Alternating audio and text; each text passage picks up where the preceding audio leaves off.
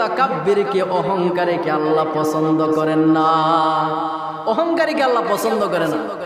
অনেকে এসে বলে, হুজুর আমার পরিবারের মানুষ সবাই নামাজ পড়ে, কেউ বেনামাজি নাই। স্ত্রী পুত্রদেরকে বলে দিলে, পুত্রবধূরকে, বাচ্চা কাচ্চাদেরকেও বলে দিয়েছি, কেউ নামাজ ছাড়বা না, নামাজ ছাড়া কেউ থাকবা না, নামাজ কামাই দিলে খানা বন্ধ করে দেব। আমাদের কাছে এসে বলে, হুজুর আমার পরিবারে এটা হতেই পারে না, কোশ্চিনকালেও হতে পারে না। মানে অহংকারের ভাব দেখে। আমি বলতে চাই, তোমার নামাজটা কি আবু বকর সিদ্দিকের চেয়ে উন্নত মানের নামাজ? কথা কন, হ্যাঁ নামাজটা কি আবু বকর সিদ্দিকের চেয়ে উন্নত মানের নামাজ? তোমার নামাজটা কি আম্মা জান আয়েশা সিদ্দিকা রাদিয়াল্লাহু তাআলা আনহার চেয়ে উন্নত মানের নামাজ?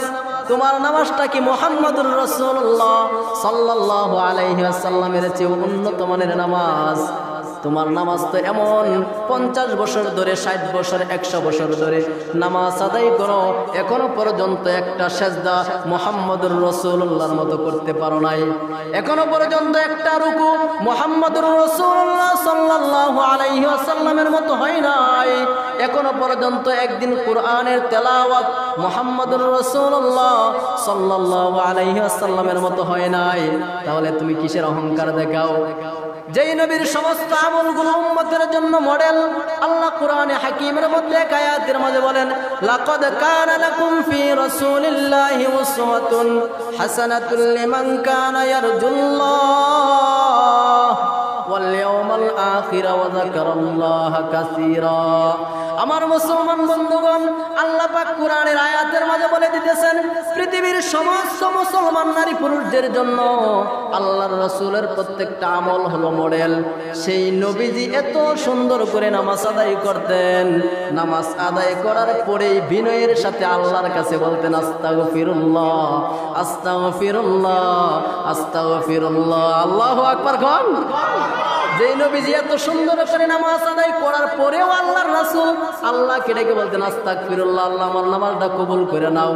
কেমন নামাজ পড়তেন? হাদিসে পাকের মধ্যে এসেছে, আল্লাহর নবী নামাজের মাঝে দাঁড়িয়ে অনেক সময় সামনের দিকে অগ্রসর হয়ে যেতেন, আবার পিছনের দিকে ব্রেক করতেন। সাহাবায়ে কেরাম বললেন, ওগো সরকার, আপনি সামনের দিকে কি জন্য যান?